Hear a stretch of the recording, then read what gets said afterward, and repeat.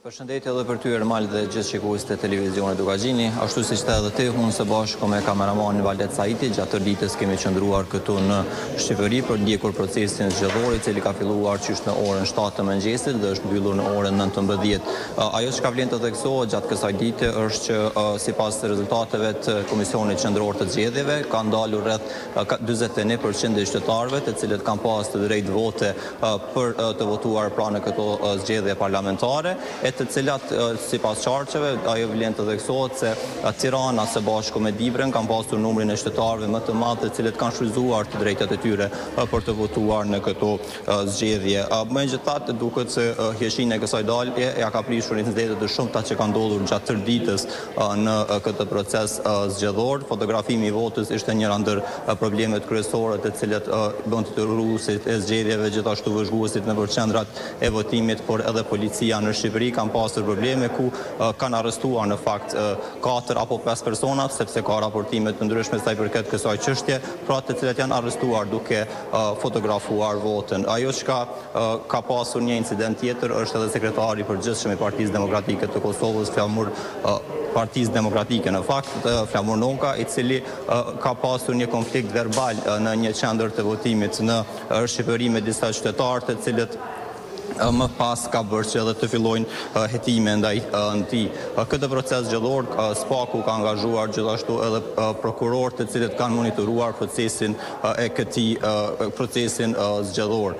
Pra kjo pak a shumë është ajo që ka ndodhur gjatë tërë ditës, kurse ajo që thuhet pas përfundimit të procesit zgjedhor është që sipas sondazheve Partia Socialiste, në selinë të cilës ne gjendemi momentalisht, ka fituar përsëri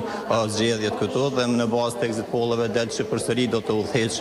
e vetme dhe kryeministër do të jetë pra kandidati i kësaj partie Edi Rama. Në ndërkohë ka pasur raportime për tensione në afërsitë të Petroninit në Tiranë.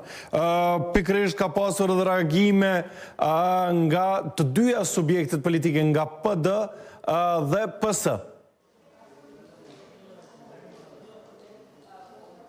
Po, ka pasur raportime të tilla, ka pasur edhe probleme, domethënë ku ka pasur tensione gjatë gjithë kohës. Ajo që ka harrova ata cek është që edhe në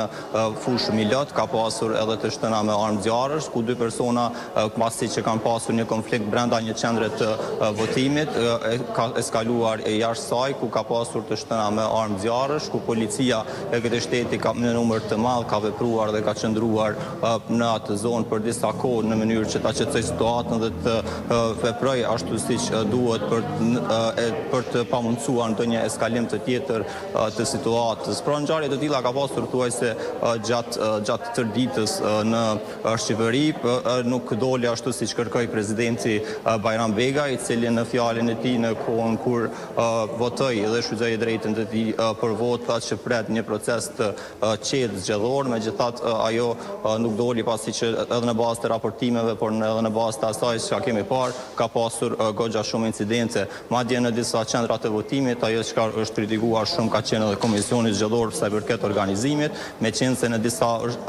votime, pra në qendra të votimit është votuar dhe në kontinjer, ku sidomos vëzhguesit dhe punëtorët që kanë punuar aty kanë pasur goxha shumë probleme për shkak të nxehtësisë, por edhe qytetarët të cilët kanë shfrytzuar të drejtën e votës kanë pasur ndoshta probleme për shkak të nxehtësisë që është krijuar nga kontinjerët të cilët është bërë procesi i votimit. Faleminderit shumë unitet për gjithë punën e bërë sot bashkë me ekipin, bashkë me Valdetin. Ju jemi mirënjohës për kontributin që e keni dhënë për të mbajtur të informuar shikuesit e televizionit Dukagjini.